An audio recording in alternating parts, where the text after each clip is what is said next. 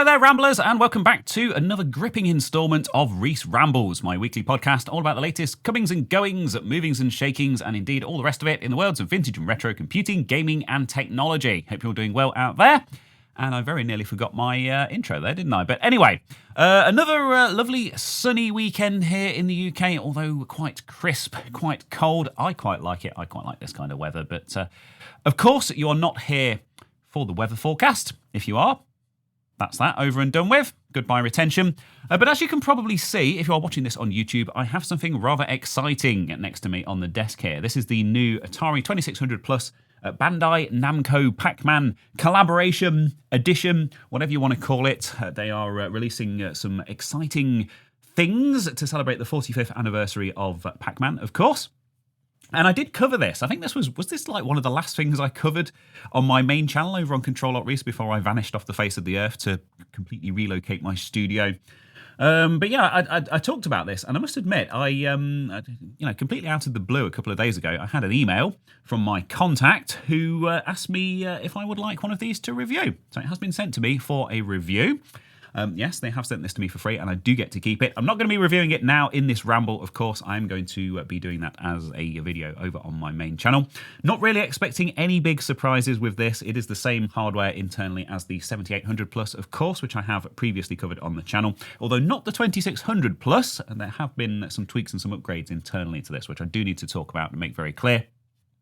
But the most exciting thing, I guess, are these matching joysticks, these CX40 Plus wireless Atari joysticks available in 5 different colorways. The console itself comes with the yellow Pac-Man one, and then you have one for each of the ghosts as well. Notable in its absence is the pink joystick. Obviously, the ghosts are red, blue, orange, and pink, he says, glancing over at the joysticks as a bit of a reminder. And they have not sent me the pink joystick, so I'm going to have to buy that, being somewhat of a completionist. A bit sneaky of them, isn't it? But hey, whatever.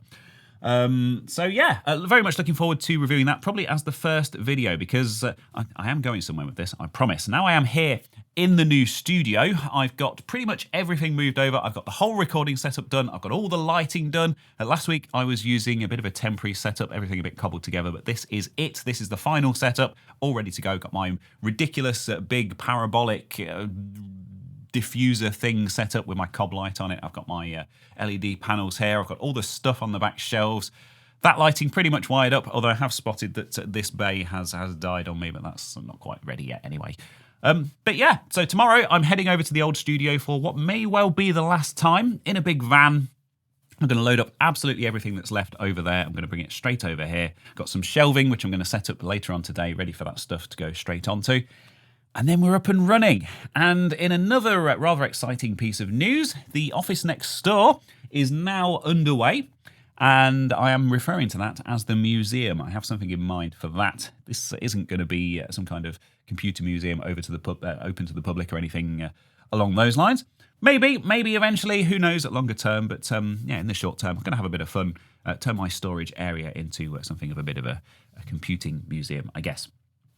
Anyway, that's enough about me and enough about my new studio, because a couple of days ago I had a video pop up in my on my YouTube homepage in my recommendations, and this is a project that I was not aware of previously, but I really love the look of this, so I wanted to tell you about this straight away. So, this is the Futurama mod for the Simpsons Hit and Run. Now, you may not be familiar with the Simpsons Hit and Run. I must say, I remember kind of seeing it back in the day, but not really acknowledging it or playing it or getting into it myself. But it was released in 2003 on all of the big consoles at the time. So the PS2, the Xbox, the GameCube. And it was essentially a Simpsons take on GTA, kind of a cut-down version of GTA. It was in this big third-person 3D Springfield, and you basically drove around doing missions and stuff. And I have recently rediscovered it on my original Xbox, and I will say, it's actually a really good game. Very enjoyable. The driving physics are great. And yeah, all the original voice actors and stuff. But of course, they never made a Futurama version. Of course, Matt Groening, who is the guy behind The Simpsons, also created Futurama. Very big in a particular community, I will say, this community of nerds and geeks because of its futuristic setting and robots and all that kind of stuff. And yeah, they never actually made a Futurama hit and run, but there is now a fan version of this. And I stumbled across this thanks to this random video. I guess we'll check out the video itself first. This is on a channel called Jamo, or Jamo, and it is essentially a Let's Play type video. Let's skip to some of the footage here. From a British YouTuber who I wasn't familiar with before, and I must say the running commentary and stuff in this is quite amusing, so definitely well worth a watch. But, I mean, look at these graphics. I mean, this could have been an official release back in the day. The quality of this and the work that has gone into this, it's absolutely mind-blowing, and you know, my hat is off to the developers. They are actually going to release this as a paid thing, I believe, later on, but there is a whole demo which is now available for free, and it's a huge area. It's got missions, it's got a bit of story. It's pretty much, you know, pretty comprehensive gameplay experience. So, this is, it was created by a group of people called Slurm Team. Of course, a reference to Slurm, the drink in the Futurama series itself. You know what? Let's hit play on their official trailer as well. And it does say on here that they have used some AI stuff, but only as placeholders, and it's only basically voices. Of course, they can't afford to get the original Futurama voice actors involved in this. They are going to find some sound-alike people. In fact, apparently they have already found them, and they are already in the process of recording all the dialogue for this. This is all fully voiced, I will say, which is quite incredible. But for now, as a placeholder for the purposes of the demo and as a kind of proof of concept, they have used AI-generated voices based on the originals. And actually, looking at the comments in the in that YouTube video that I just mentioned, actually the feedback on that has actually been surprisingly supportive. You know, people are kind of understanding about that, and I must admit, why not? You know, using it for placeholder content and stuff while they're in the process of paying proper voice actors to actually do a proper job of it. Seems like a decent use of the technology. I know I've said some quite controversial things about this AI stuff in recent weeks, but yeah, I suppose that's the way it goes. So yeah, anyway, back on to Futurama Hit and Run over on modbakery.donutteam.com. Of course, this will be linked down in the description and the usual places if you want to go and check it out. You've got 4 story missions, there's a bonus mission, there's a wager race, there's 3 street races, 4 different costumes, 6 vehicles, 9 gags, 1 secret gag, 25 wasps. There's custom music. I will say, if you watch the YouTube video of this, which I, of course, again, I will recommend, what they've done with the music in this is really impressive. It does make it look very kind of professional indeed. And there's a custom map which is apparently 1/4 of what will be the final map, New York, of course, the setting of Futurama. Very, very well worth a download, I will say, on PC. It is released as a mod for the PC version of Simpsons Hit and Run. That's a game from 2003. You got to go check this out because this is so cool. Hopefully it doesn't get taken down. You know, of course, they are very much in danger of copyright stuff here, using all the original Futurama branding and things. Unfortunately, that is the way of the world, but very much a passion project, and I think worth grabbing.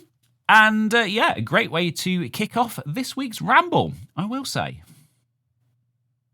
So while we are on the topic of free games, there is something else that I want to talk about that has been released this week, and this is right up my street, I will say. Very reminiscent of those boomer shooters that I love so dearly, those remasters and things. And of course, that's a love affair that started way back with Wolfenstein 3D and Doom back in the early 90s on the PC, of course. Shout out to the Doom Shrine, which is partially obscured by my Atari that I mentioned a moment ago. But yeah, this is a game by a one-man band, and I couldn't believe this when I saw it, that this had been developed by one person. It's an official release. It is being published by MicroProse, of course, back from the dead as well. That old big that big name from the 80s and the 90s in game development and game publishing.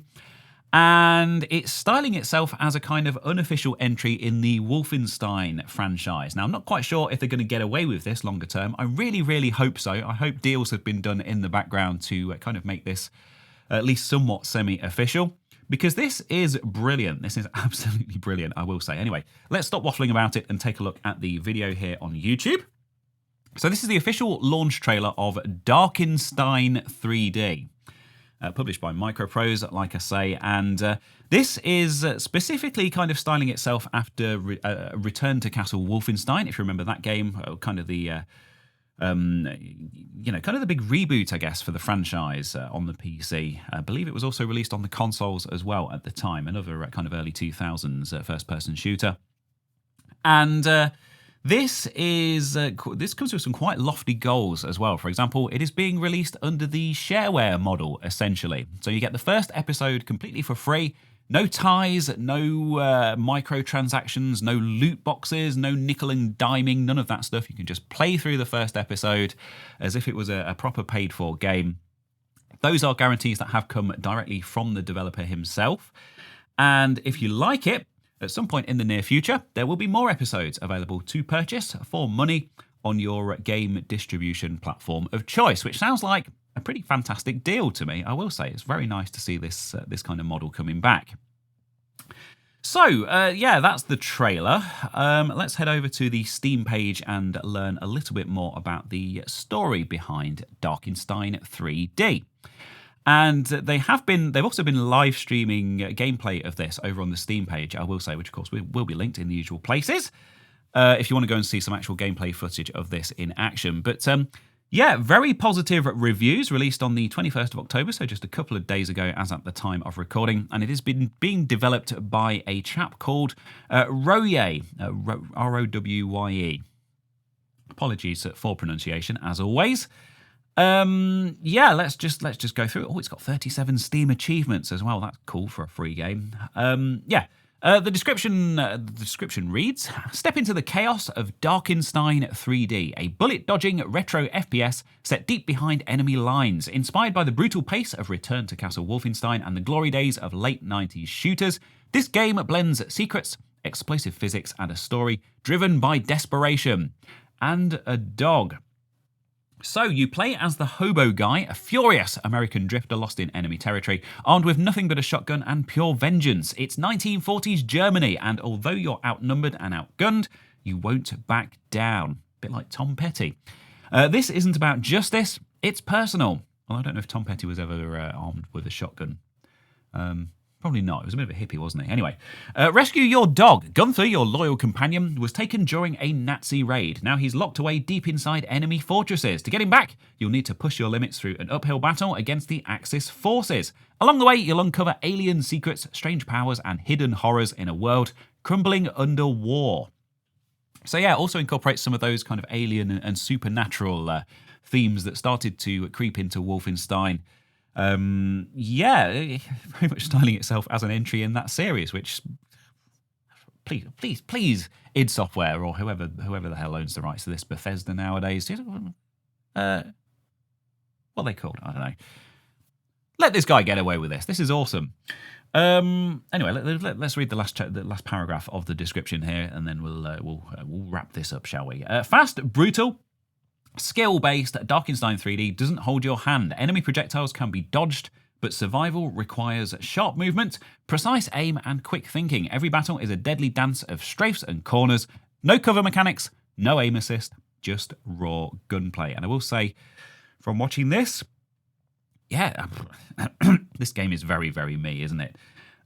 We have mature content description here, so there's lots of blood, there's enemy jibs, and there's depictions of World War II symbology. And I have been informed by a real-life German that this game isn't available in Germany for that reason. So that's how you know it's going to be good, to paraphrase that person. So yeah, that's Darkenstein 3D, an unofficial entry in the Wolfenstein franchise, I think it's fair to say. Released by a one-man band developer, published by MicroProse, back from the dead. What a bizarre combination of circumstances, but I am all for it because it looks like an absolutely fantastic game. Haven't had a chance to check this out yet. I say that with every single game that I cover because I just do not have the time just lately. But yeah, maybe over Christmas I'll get a chance to sit down and play through some of this stuff. And this is most certainly on the list.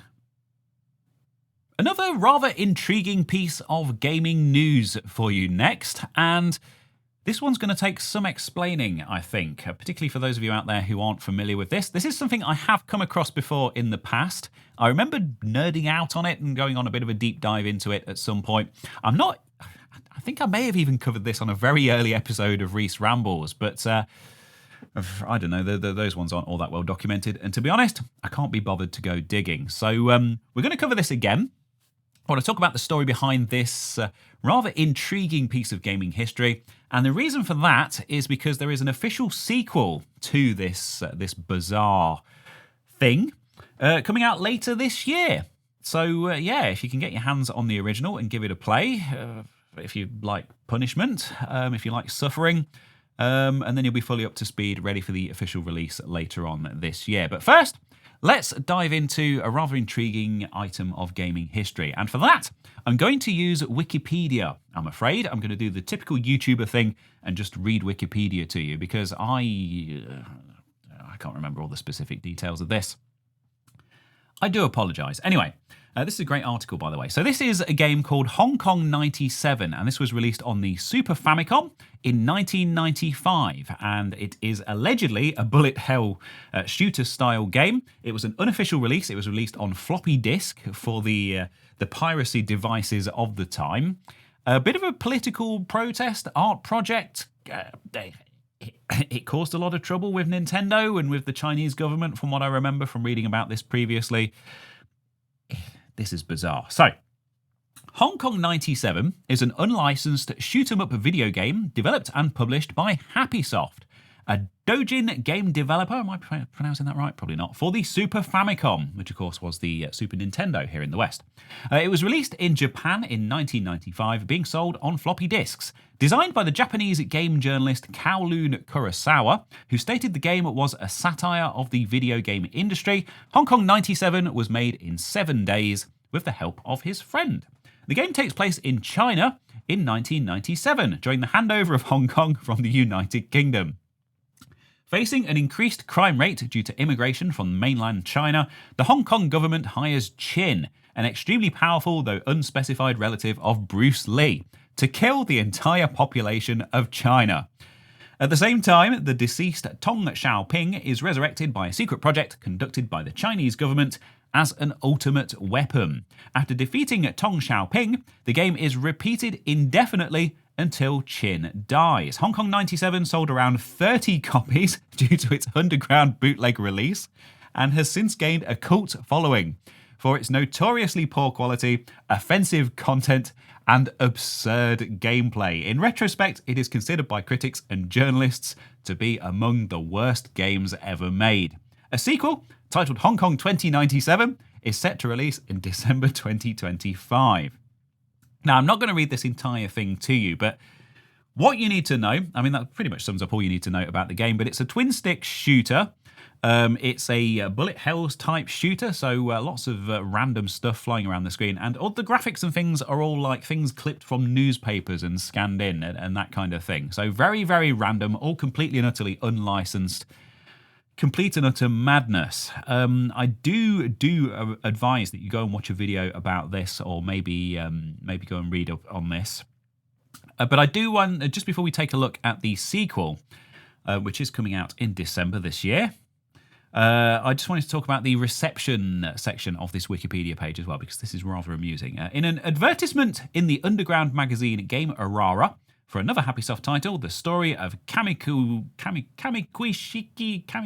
Village. There we go. The story of Kamikashiki Village. Hong Kong 97's poor quality is acknowledged, with the advert referring to the game as dreadful and incomprehensible. I mean, does that not sound like a great game? Dreadful and incomprehensible.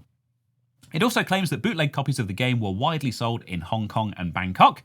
Kurosawa wrote on his website that pirated copies were additionally sold in South Korea and Taiwan, and that the game was reviewed by a Thai gaming magazine and a Taiwanese website.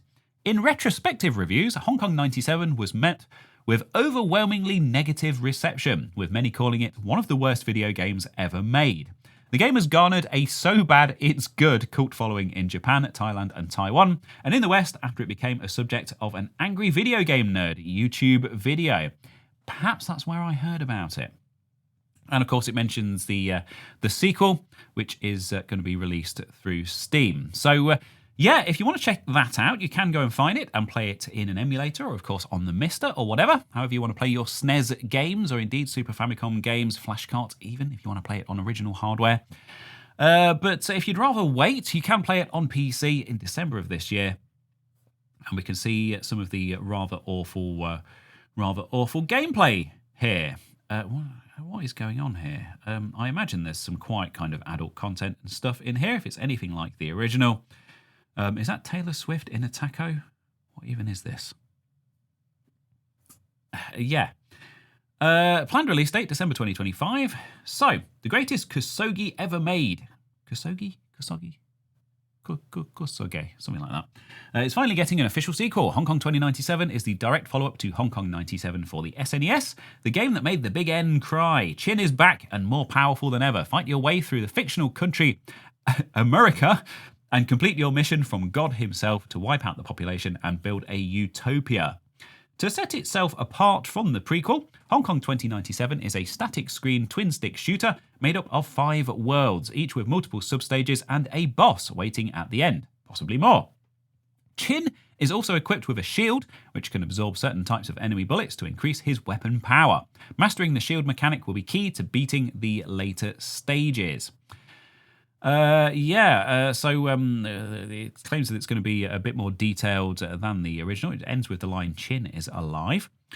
Mature content description. There's also a mention there that uses some AI stuff as well, I will point out. But yeah, mature content description. The game is the sequel to Hong Kong 97, an unlicensed game that was meant to be a rebellion against censorship of mature themes in video games. It contains absurd parodies of real-life people and places and contains occasional gore. System requirements, operating system 10, memory 400 megabytes of RAM. So that's that. That's Hong Kong 2097. Is that somebody in bed with Putin there? What? That's Hong Kong 2097, the sequel to a rather legendary cult classic game from the mid-90s on the Famicom. And interesting to see this Japanese game journalist coming back with another biting commentary on the state of the world. Perhaps it's what we need right now for the 30th anniversary. Coming out later on, of course, will be linked in the usual places if for some bizarre reason you want to go check it out. Earlier on this year, there seemed to be quite the flurry of Mister-related news. Of course, Mister being that FPGA-based system that allows you to run all of those wonderful computer and console cores from back in the day. By far the most accurate way to experience all of those old games and bits of software and things. The FPGA being the Field Programmable Gate Array Chip. I'm sure I don't need to remind you. Which allows developers to essentially recreate the logic of those original chips one-to-one if they so desire, making for very, very accurate emulation indeed. I'm going to use the word emulation, or indeed simulation, if that's what you prefer, or recreation. I don't really care. We all know what Mister is by this point. But yeah, things seem to have gone a bit quiet, really, in recent months. Obviously, I was covering the Mars project, but I haven't heard anything at all about that. That seems to have dropped off the radar.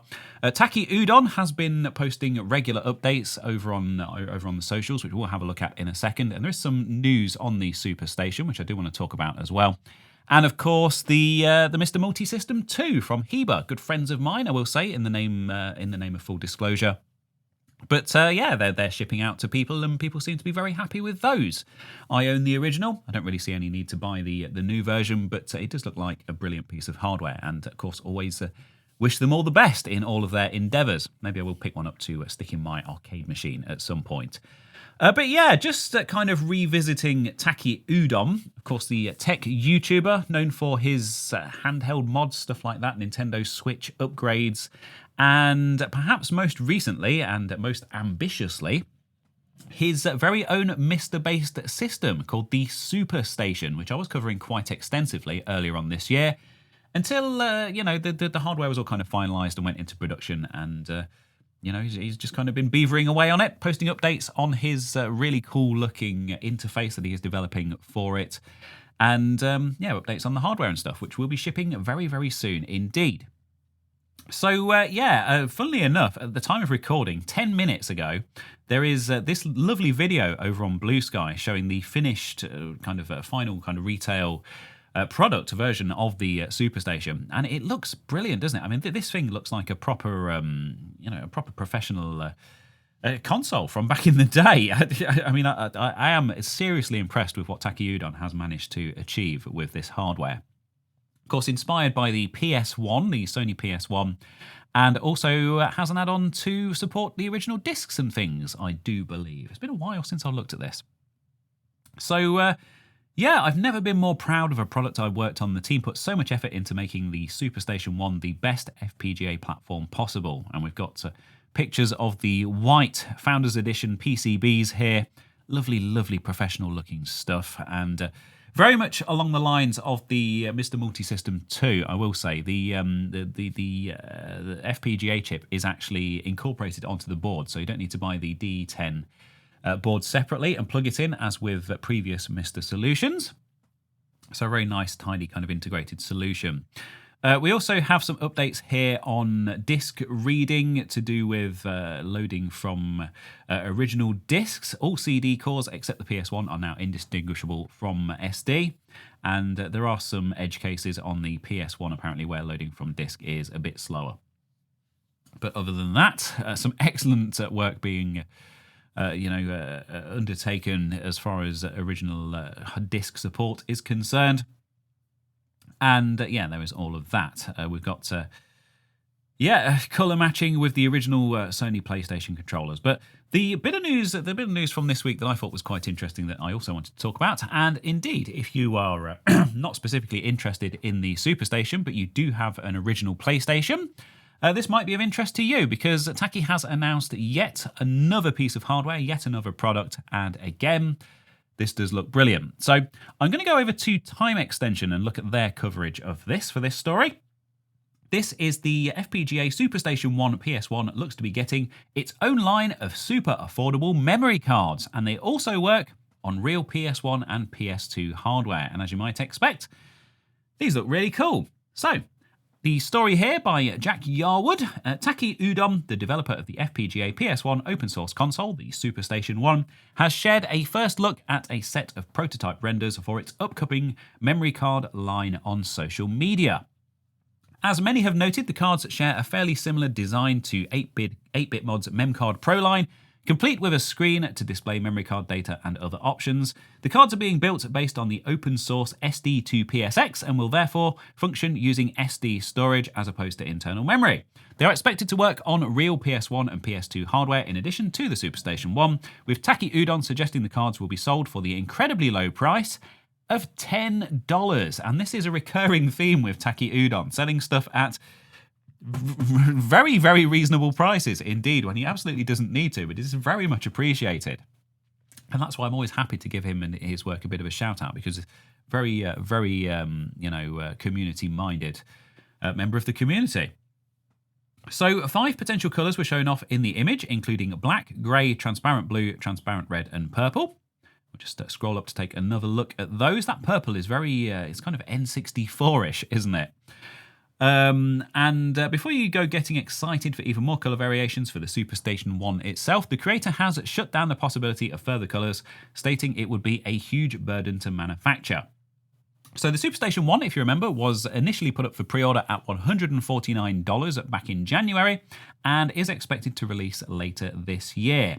The console is stated to run Sega CD and Saturn discs as well as PS1 titles via the optical drive in its dock, which is an optional add-on for the SuperStation. So yeah, $10 for a really professional looking memory card with SD card support with that screen so you can go through your save games and things and manage those.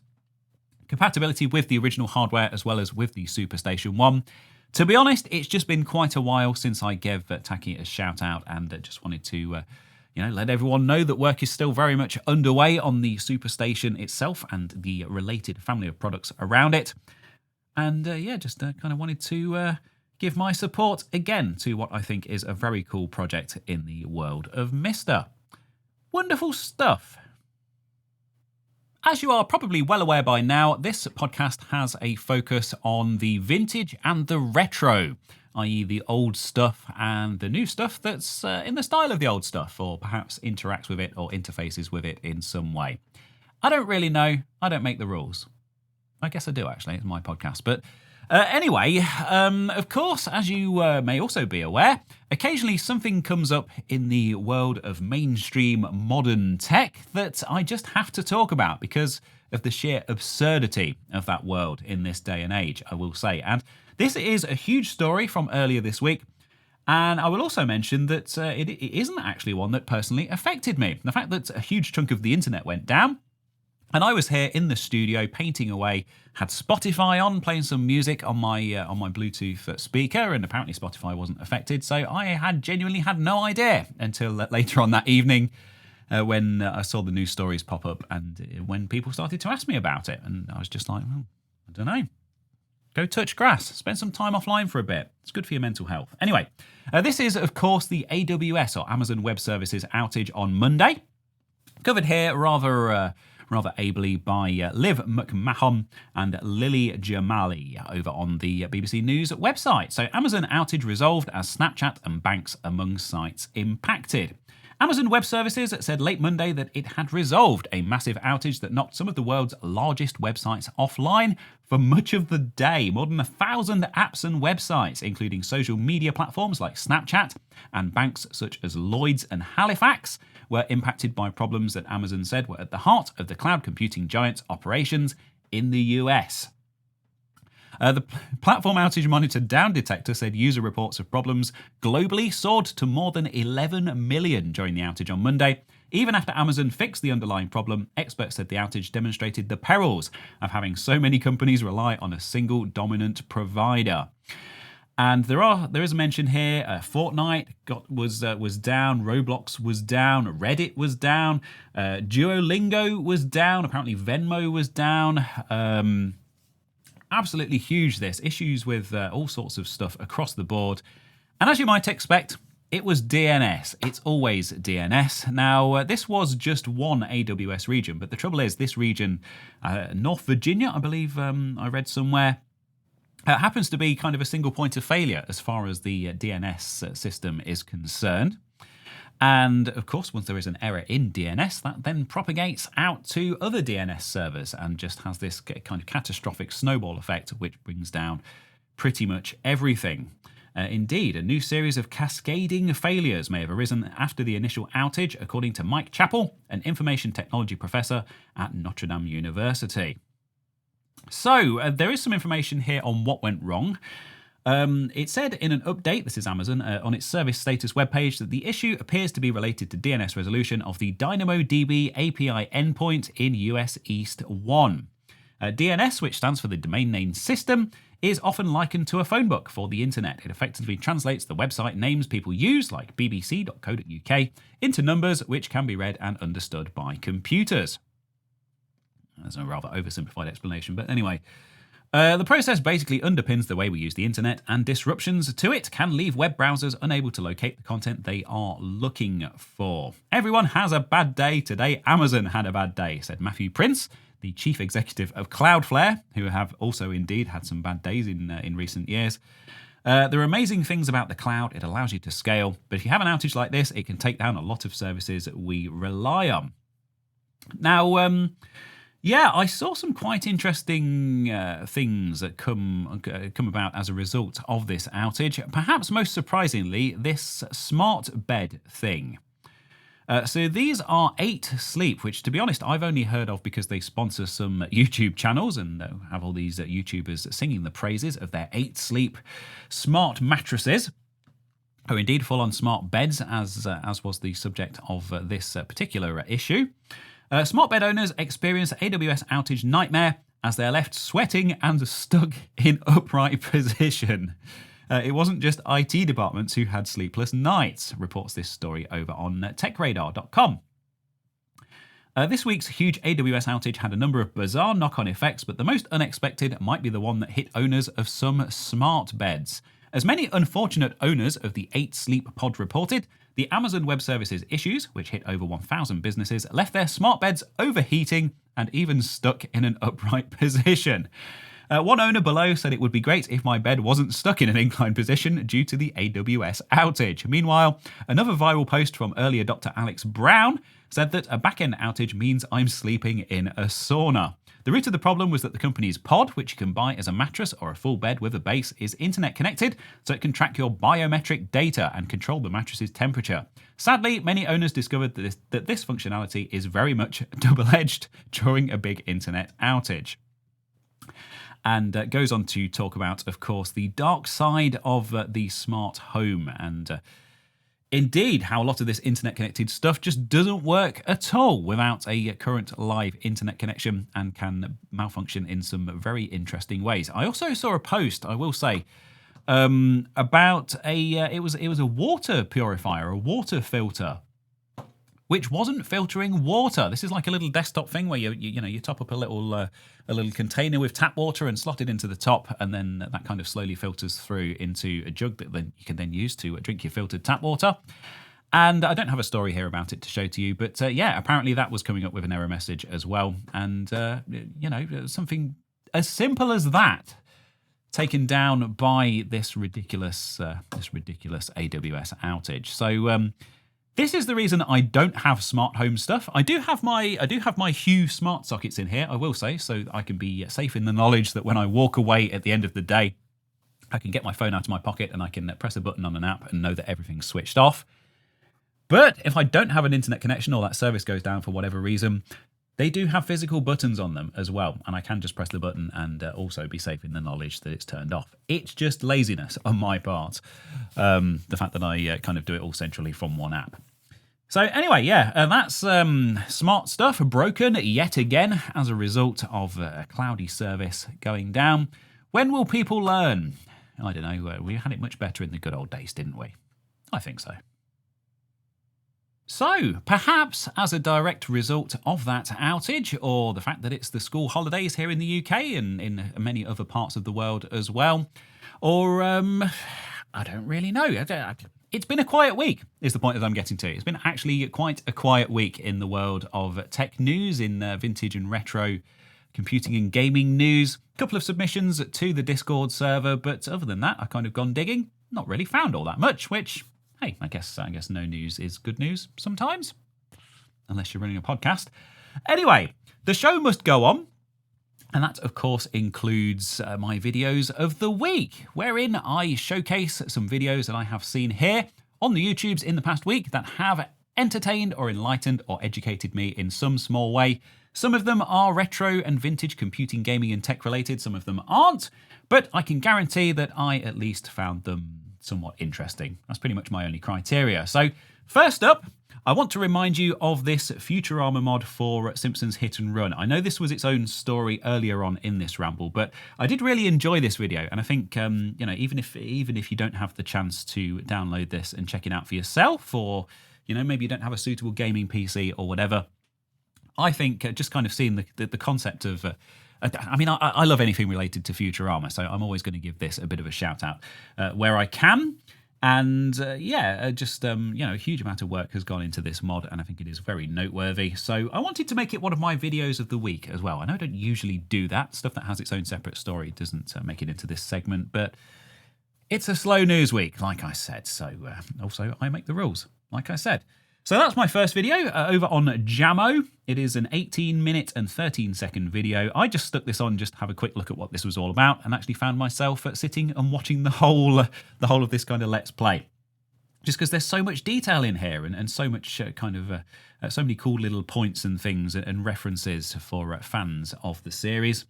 I will say the guy playing this, Jammo, is a huge Simpsons Hit and Run fan. Does seem to know the game inside and out as well, and does kind of talk about it in that context and kind of some of the stuff that they've modified and whatnot, which I thought was quite interesting because it's not a game that I know all that well. So that's my first video of the week. The second one is this one, which is from Jeff Geerling. I know it's a channel I give shout-outs to fairly regularly, purely because I just find myself watching pretty much everything that he does. Lovely chap. And this is about the original Raspberry Pi. So Yeah, this was a limited edition of 1,000 Raspberry Pis that they did to celebrate, I think it was the first anniversary, or yeah, I think it was, which had a blue PCB, but was otherwise pretty much the first generation. And Jeff is revisiting this in 2025. So, of course, this is a machine from 2013. Sorry, a 13-year-old machine, I will say, getting my numbers mixed up here.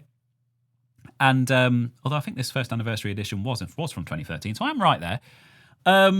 Yeah, and basically seeing what you can do with it in this day and age, trying to run a desktop operating system on it, because this is still officially supported by the Raspberry Pi Foundation. You can go to their website, you can download modern versions of the Raspberry Pi operating system and run it on this first generation Pi, which, considering how old it is, I think is very cool indeed. You know, Apple don't support their stuff for this long. Microsoft, of course, been in the news quite a lot with Windows 11 and all of its ridiculous requirements. So to see them officially supporting this, and it still being somewhat useful in 2025, I thought was very interesting, because I do think this first generation of Pi does kind of get a bit forgotten and a bit overlooked. And there's also some really good comments on this video as well. From people talking about what they're using their first-gen Pis for. So, you know, as kind of endpoints for media streaming, for or at least music streaming, for Pi-hole servers and all of that kind of stuff as well. So in addition to Jeff talking about running a desktop OS on this and using it for stuff like light internet browsing and the like, do have a dig into the comments and see what other people are using their first-gen Pis for. Really interesting stuff. 21 minutes and 12 seconds. Another video that I can highly recommend to you. Now, my third video for this week's Videos of the Week is quite the departure, I will say. This isn't retro computing or retro gaming, but I do think it's quite important, and I have actually seen this. This is a channel that I watch anyway, which is completely unrelated to anything that I do here. It is one that I have mentioned in the past, but I've started to see this come up on my radar in kind of these kind of circles as well, and I think there's quite an important message in here. So let me point you in the direction of Chris Broad of Abroad in Japan. And this is a video about YouTube. So the title here is What is Happening to Japan? But that's actually a title that was lifted directly from another English-speaking Japan-based YouTuber, which came out earlier this week and caused quite the stir, because she essentially went round filming this graffiti and stuff, and trying to complain, trying to kind of claim that you know, that Japan was kind of decaying and stuff as a result of this influx of foreigners and things like that. The subject matter itself doesn't really matter all that much, because the message here with this video is just this rise of short form content and this kind of rage bait type stuff, people deliberately misrepresenting stuff, trying to get a reaction out of people, because that's pretty much all that matters on these kind of these short form platforms. And people like Chris Broad here with Abroad in Japan, I mean, he makes these big documentary style videos. He does do kind of reaction type stuff as well, but he does do, you know, he does these huge long running documentary style videos, which are all funded by Patreon, interviewing people, and you know, these things take months and months to put together. And to see these channels basically just making stuff up and altering content and trying to kind of create this narrative, and then splitting it into hundreds and hundreds of tiny short form videos and kind of littering them across Snapchat and Instagram and YouTube Shorts and stuff, just to get clicks from outraged people. It just kind of goes to show the state of online video and the state of kind of the media today. And I thought, of course, as a YouTuber myself, I thought that was quite an interesting take. And this is going much kind of more wide than his usual audience, and deservedly so. I think it's worth watching and kind of reflecting on this. Definitely not kind of rage bait in its own right, not really a reaction video as such in its own right, but more kind of a commentary just on the state of some of these YouTubers, and yeah, just the way that things are going, unfortunately. And yeah, people like him who are desperately trying to kind of cling on to some form of integrity and research-based stuff and truth, I guess. So that is that. Of course, I found that particularly interesting because of what I do here, but I think it's quite an important message for anyone who watches a lot of content on YouTube. 15 minutes and 3 seconds long, and that is that. What is happening to Japan over on Abroad in Japan? Like I say, that's not really the subject of the video. It's more a commentary on the state of kind of social media at the moment. That's the third video. The second video, Jeff Geerling with his first generation Raspberry Pi. What can you do with it in 2025? And the first one, of course, that Futurama mod for Simpsons Hit and Run. So I hope you find those interesting, along with all of the other stuff that I have covered here in Reese Rambles this week. All of the links in the usual places, what few links there are to the few stories I have covered this week, down in the description, or of course in the show notes in your podcast app if you are listening to this on your podcast platform of choice. This, of course, goes out on my second YouTube channel, youtube.com/Reese Rambles, and on the podcasting platforms as well. 2 minutes to midnight on a Friday night UK time every single week, unless I'm doing something else and don't get around to recording it. And speaking of doing something else, this is something that I have alluded to quite a lot this week, and I do apologise for that. I did mention it last week as well. I have been working on this new studio space, and I am now fully back up and running. Tomorrow, going to bring the last few bits and pieces over, but as far as I'm concerned, November is going to be when I am back on my weekly release schedule, releasing every Friday. I'm probably going to regret committing to this because it's only a week away and I haven't actually really recorded anything yet. I do have the family PC repair thing. That is well underway. But I'll probably do a kind of a behind-the-scenes studio type video first, maybe, or I might just do a quick review of this as I have it here. And I'm actually quite interested in what the 2600 plus Bandai Namco Pac-Man edition, whatever you want to call it, has to offer. I don't really know. As usual, I'm winging it. Don't really have any kind of coherent plan, but hopefully you'll be here for that over on my main channel, Control-Alt-Reese. If nothing else, the rambles will continue. But yeah, thank you to the couple of people who submitted stuff over on my Discord server. As mentioned, they were Gravitone and Tom.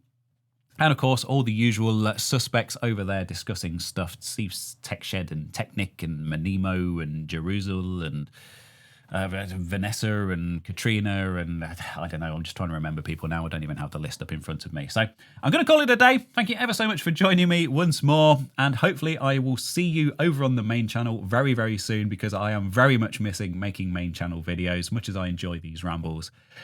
And it will be very good to be back. So thanks again from the bottom of my heart. See you same time and place next week. Bye.